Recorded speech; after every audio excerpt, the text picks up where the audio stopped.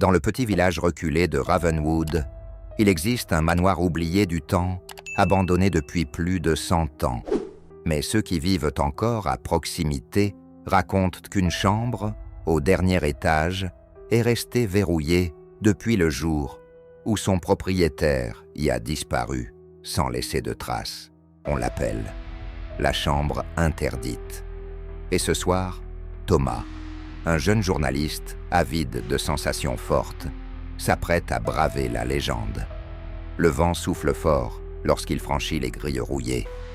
La bâtisse, immense et lugubre, semble l'observer.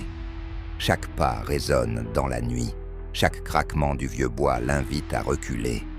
Mais il continue, caméra en main, prêt à découvrir ce qui se cache derrière ces murs. À l'intérieur, l'air est glacial. Des draps recouvrent les meubles, des portraits effacés tapissent les murs, et la poussière danse au rythme de ses pas. Au fond du couloir, il la voit, la fameuse porte, massive, scellée par un lourd cadenas rouillé. Mais avant d'y entrer, il veut comprendre l'histoire. Il monte alors au grenier. Parmi les débris, il trouve un journal.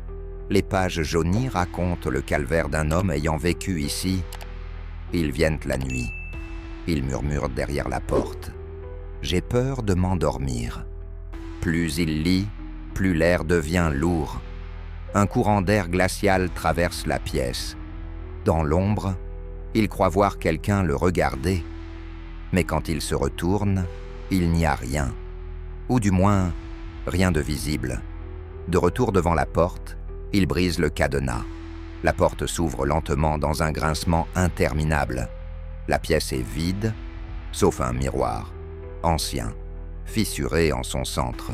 Thomas s'en approche, et dans le reflet, il aperçoit une silhouette derrière lui, statique, le visage dissimulé sous une capuche. Mais lorsqu'il se retourne, la pièce est vide. Soudain, la porte claque violemment. Impossible de sortir. Le miroir tremble. Les murs se couvrent lentement de visages déformés qui murmurent d'une voix faible mais insistante. « Reste avec nous. Reste pour toujours. » Le sol se fissure. Des mains blafardes surgissent du parquet et tentent d'agripper ses chevilles. Thomas lutte, il hurle, il frappe le miroir de toutes ses forces. Silence. Le miroir se brise, la porte se rouvre.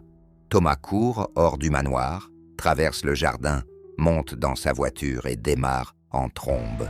Il pense être sauvé, mais lorsqu'il jette un œil à son rétroviseur, son reflet, ce n'est plus lui. Un autre visage l'observe, froid, vide, inconnu.